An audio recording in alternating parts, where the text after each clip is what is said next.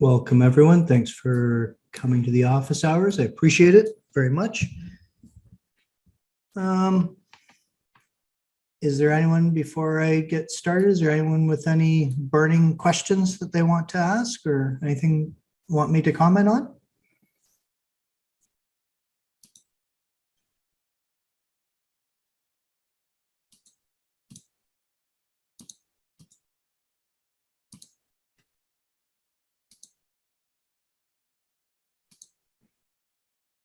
Okay.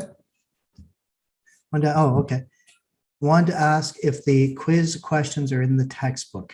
I'm not, so let me ask you a question back. Do you mean, are the answers to the questions in the textbook, or are the questions themselves in the textbook?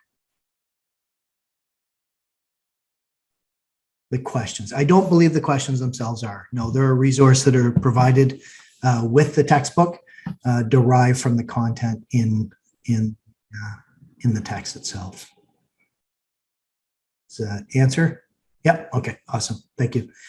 Yeah. Let's. And I apologize to the people that are regulars here, or the people that are watching this as a recording a little later on that regularly do so. I'm going to cover some ground that I've covered every single office hours, but the message doesn't seem to get through to the people that refuse to watch office hours or whatever. So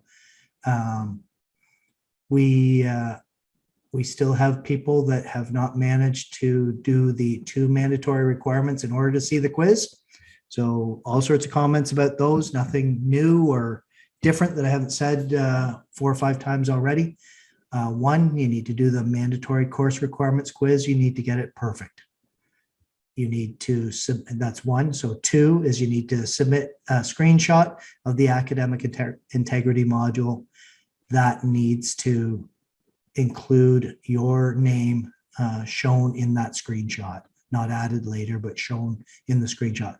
It needs to look similar or contain all the same information as the example that I provide.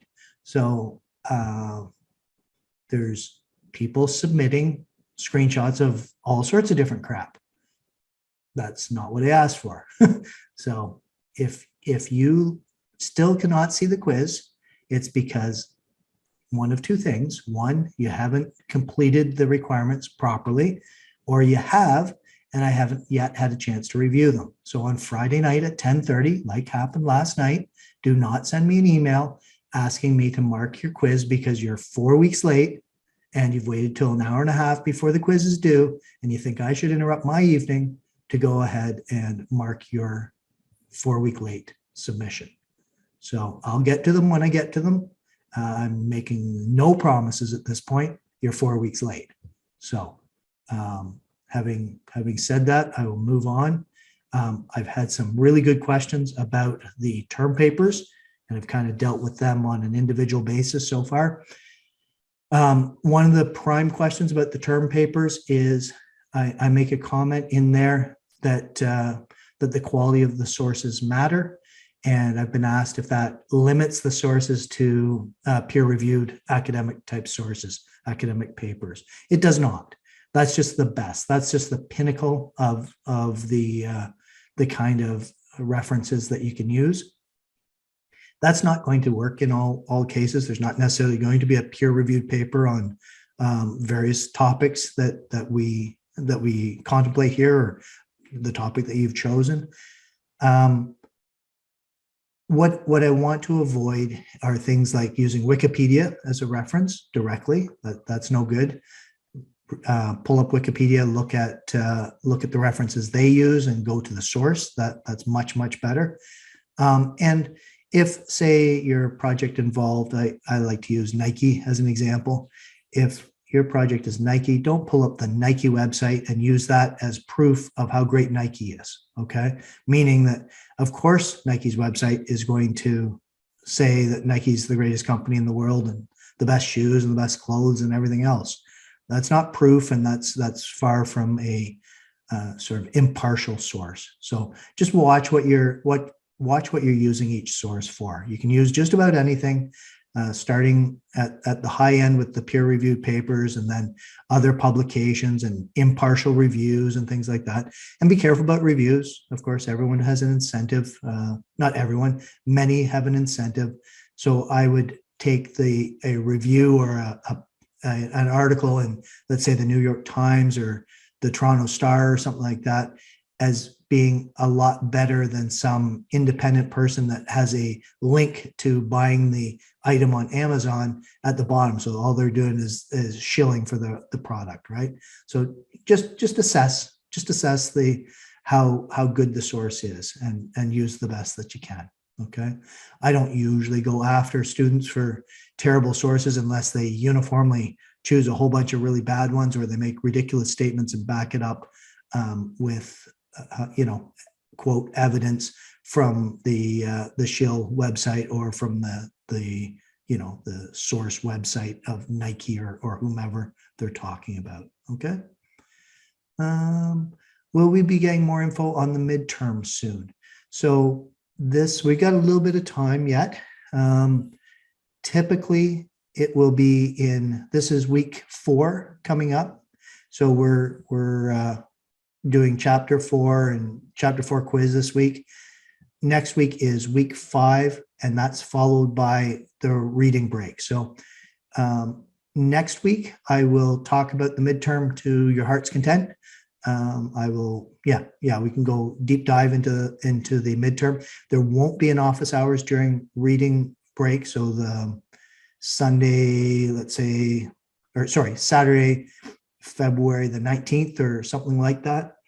Yeah, the 19th, there will not be not interrupting your reading week with an office hours, nor will there be one the following week, that is the day after the reading break ends on the Friday. So we'll have 2 weeks without an office hours, but we will talk about the midterm next week in as much depth as I can, or you guys want to. Does that help you out, Taylor?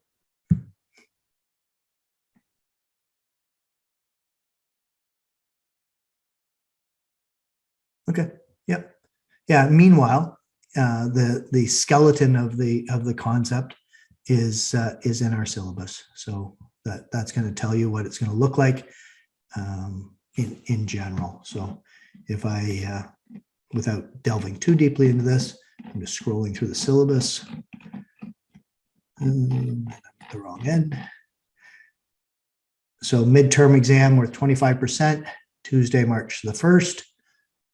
Chapters 1 to 5 plus weekly readings and discussions. So the only thing, quite honestly, there's not going to be a whole lot outside of the readings. We haven't had any sort of deep discussion or sort of weekly readings. What I was referring to primarily there are the videos that are available on a weekly basis. There might be something out of there, probably not. And it's going to be 60 multiple choice, multiple answer, or true false, and 6 short answer questions. I mean, it says all that in the syllabus. It's going to be 2 hours long. Okay. It is going to be open book. It doesn't say that, but it's going to be open book because we're obviously not in a classroom. So it will be open book. And that's why I suggested way back when that the electronic text was the way to go, because it'll allow you to search more quickly for information. Having said that, please don't assume that you're going to be able to Google/search your text for everything. Do spend some time to prepare. I purposely put it after the reading week so that you have some time. If you're not caught up on the reading, or if you've kind of skimmed through to get through the quizzes, whatever, that you can spend some time doing that. We had a super light week that week. The exam is on, the midterm is on the Tuesday, but we've got nothing else due for the rest of that week, right? So if you have to kind of set aside some other courses work, easy for me to say because it's not my courses likely that you're in, you can definitely catch up. There's just nothing to do for this course until we start again on week 6, which is March the 7th. So we'll have an office hours on March 5th, and then we'll get started again into our regular pattern for the second half of the course at that point. Okay. Yeah, so business as usual. I'm sure that everyone that's attending here and basically everyone that's watching the office hours regularly is seeing the quizzes. If you're not, I've talked about the reasons why, and please immediately rectify that so that you're not sending me email at 10:30 at night on Friday night. So any other questions, comments, or concerns? Anything? Hey, sir, I had a question. Yeah, go. It was about chapter three's learning outcomes. Mhm. I understood everything except for the last one. I was a bit confused on it. Okay. And the learning outcome was describe cloud computing and other current trends that can help an organization address IS infrastructure related challenges. Okay. Yeah. And what were your thoughts on that? Yeah, I was just confused on the addressing of IS infrastructure related challenges. Okay. Like, how would cloud computing have challenges if it's an information system? So it's not, let me go to the right place to navigate and see this. Bear with me just for 1 second. Get to the course content, chapter 3. Cloud computing, other current trends, help it. So it's not, the question isn't suggesting that cloud computing has IS infrastructure related challenges, but rather that it solves them. So yeah, the big thing with cloud computing, and you've probably seen this in the reading, is that it's scalable and you don't have to buy, it becomes a utility. You don't have to buy anything that you're not going to use. If I've got a startup and I, say I've currently got 1,000 customers, but I think I'm going to scale to 1 million in 2 months, for whatever reason, good for me. I would have to buy infrastructure if I was not doing it cloud computing. I'd have to buy infrastructure for 1 million or 2 million, and to help organize it. to get ready, right, to be able to scale. Okay, makes complete sense now. Thank you so much. Yeah, you're very welcome.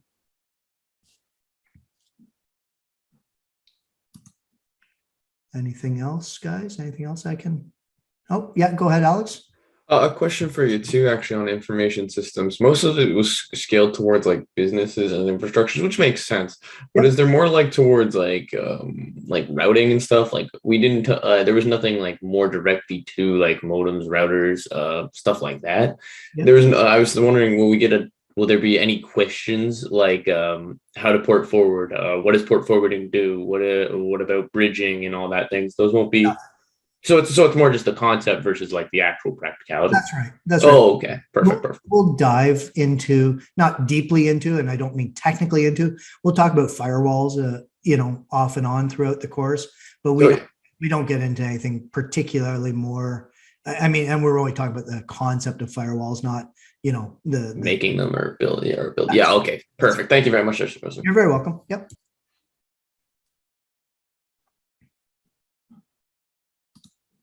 Anyone else? Good questions. Nice to have some good questions.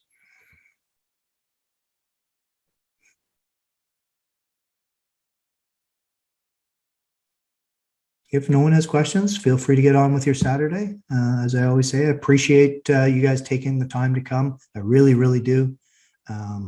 I apologize again for the rants, if you want to call them, that I have to go on at the beginning. Which are not directed at anyone that's regularly attending or anyone that's done all the work that's been required or understands the requirements of the course. It just gets frustrating if everyone was in the same classroom, I could almost ensure that everyone was hearing me and reacting. I don't have the capacity to make people watch office hours. I don't have the capacity to make sure that they're doing anything, and that's fine. But at the back end, I end up dealing with the email, sir, I didn't get as good a mark as I think I should. Can you adjust my grade? And that's a flat no every 100% of the time. I just don't do that. But this is a course where you can do very, very well, and you should do very well. And the people that are attending office hours presumably are doing very well. So let me help you if I can in any way. If you don't understand what's going on and you've put in the time to understand what the requirements are. So anyways, get on with your Saturday. Have a great rest of your weekend. This week should be just like the last 3 weeks before it. shouldn't be any surprises for you. So thank you very much. Thanks again, sir. Have a good weekend. Yeah, you. Thank you. Thanks. Have a good weekend, everyone.